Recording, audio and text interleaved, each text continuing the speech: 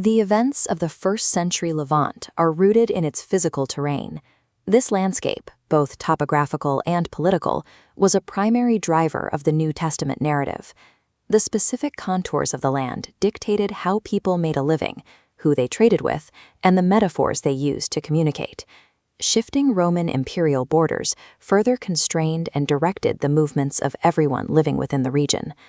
To understand these historical events, we must first reconstruct the physical and political setting, starting with the bedrock. Treating geography as an active participant reveals history as a dynamic system of cause and effect. Within an area 150 miles long by 50 wide, the Levant features extreme topographical contrasts. A massive rift cuts through the terrain.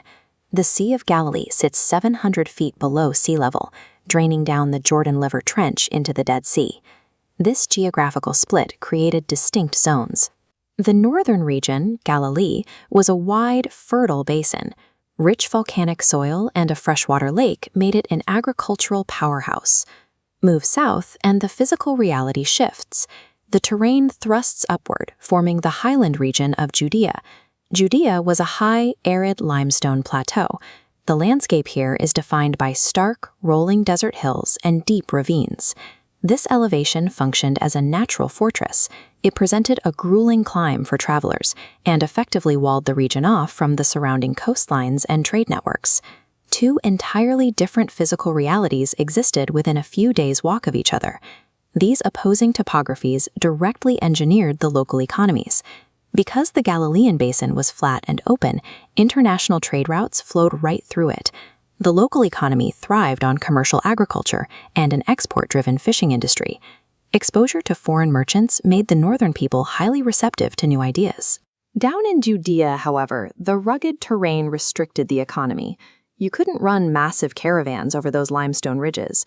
Instead, the economy relied on localized, high-altitude agriculture, primarily shepherding and vine culture. That geographical isolation bred a culture of exclusivity. Life centralized around Jerusalem, tightly controlled by elites operating out of massive, fortified stone institutions. When you read the New Testament, these opposing economic realities are permanently baked into the text. The teachings delivered up in the north rely heavily on illustrations involving merchants, commercial farming, and fishing nets. The rhetoric matched the daily reality of a trade-heavy agricultural basin. When the narrative moves south into Judea, the vocabulary shifts. The illustrations pivot to shepherds guarding flocks and laborers tending vineyards, the exact economic outputs of an isolated highland plateau. The historical Jesus calibrated his message directly to the specific economic realities of the dirt he was standing on. This physical terrain was managed through a rigid system of Roman political administration. Around the year 4 BC, this entire region was a single, unified political entity, managed by a client king. When Herod died, that territory rapidly fractured. Rome absorbed the pieces into its provincial system, dividing them based strictly on stability. Pacified, reliable regions were designated as senatorial provinces, governed with little military intervention. Volatile, strategic zones were designated as imperial provinces, requiring direct military management by legates appointed by the emperor.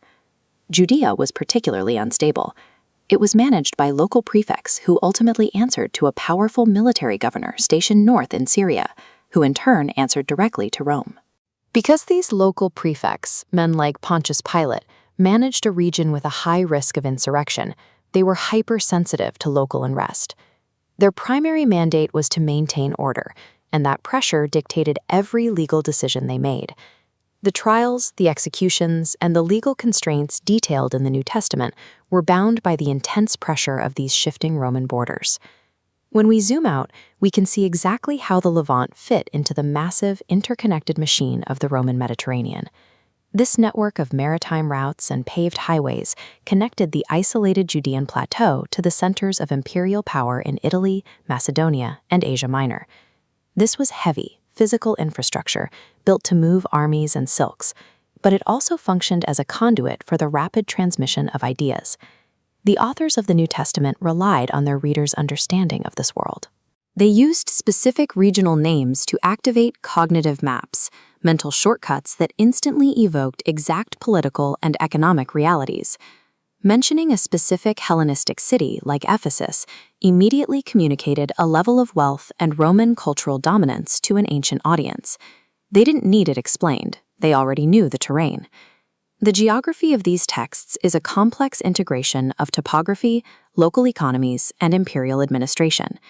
Integrating topography, commerce, and Roman law creates a physical and political framework that anchors the historical narrative.